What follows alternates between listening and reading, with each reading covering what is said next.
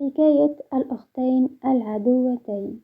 السلام عليكم ورحمة الله تعالى وبركاته، ومرحبا بكم في هذا الفيديو اللي فيه راني رايحة نهضر على حكاية رانيا وحبيبة، وحكايتهم اللي دارت ضجة كبيرة في مواقع التواصل الاجتماعي، وشفت بزاف صفحات هضروا على هدوم البنات. إذا الحكاية بدات مع حبيبة اللي راحت لحصة حياة جديدة به تعيط لأمها وتهضر معاها به ترجع تعيش معاها.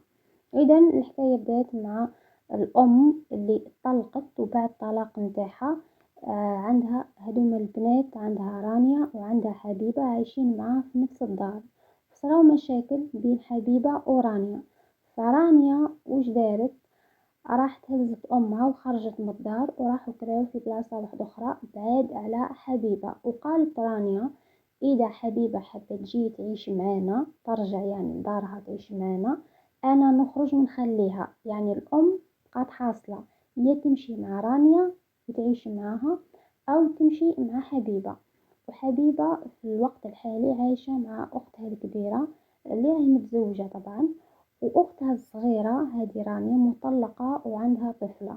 إذن الأم خيرت بنتها الصغيرة رانيا وبقات مع بنتها الصغيرة، وحبيبة جات الحصة هذه بتحكي مع أمها وتحاولها وتبكي به ترجع تعيش معاهم في الدار. الأم قالت أنا ماذا بيا بناتي يعيشوا معايا، ولكن رانيا ما راهيش قابلة. إذا الأم خيرت بنتها رانيا وقالت إنه مادام رانيا ما راهيش قابلة ما نقدرش نقول لك روحي عيشي عندي. وكشعب جزائري نتعاطفوا دائما مع الانسان الضعيف والمسكين واللي يبكي، لاحظت بزاف ناس متعاطفين مع الاخت حبيبه.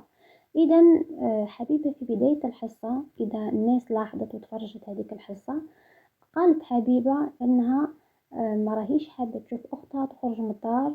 قالت انا نروح نخدم وكنروح نلقى اختي تروح مورايا، واختي نقولها وين رحتي؟ تقول لها ما عباليش وما عندك ما دخلك الى اخره. وقاعده تقول باللي هذه الاخت دايره رايها علاش ما تروحش تقرا، على ما تروحش تخدم، علاه داخله خارجه بلا سبه. فاعترفت حبيبه بالغلطه نتاعها وانها كانت تتدخل في حياه اختها رانيا. سامحني، رانا في بلاصه واحد ما يرحمك. كيفاش انا نضل نخدم ونروح واختي تدخل بعدي؟ كنتي تخدمي؟ لا ما كنتيش تخدمي. وين كنتي؟ علاش رجعتي روحك وصية عليها؟ يعني هنا شفنا اعتراف الأخت حبيبة أنه هي الغلطة. مع الأسف يعني هي اعترفت على روحها. بالنسبة للناس اللي راهم متعاطفين معاها على خاطر شافوها ساكتة مش قاعدة تدافع على روحها، وشافوا الطفلة الصغيرة رانيا قاعدة تدافع، وشفت أن الطفلة الصغيرة يعني ما شاء الله عندها شخصية قوية. ناس بزاف قالوا أنه هذه طايرة وهذه إنسانة شريرة إلى آخره. لكن يعني أنا فرجت على الحصة وكلش واضح إنه هذه حبيبة ممكن من محبتها لأختها، ممكن من محبتها الزايدة كانت تحب الخير لأختها، ولكن ما كانش تعرف كيف تتصرف. خصوصا إنه هذوما البنات راهم صغار، يعني ما همش كبار في 50 ولا 60، يعني راهم في بداية العشرينات، يعني راهم بنات صغار.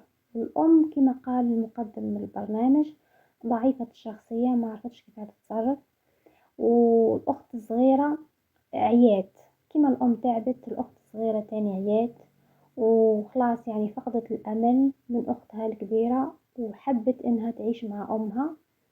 فكما شفتوا يعني حبيبة اعترفت، والطفلة صغيرة فقدت الأمل، حتى إنه قال لها يعني الصحفي قال لها أرجعوا عيشوا كي مع بعضاكم، ووحدة ما تحكي مع وحدة.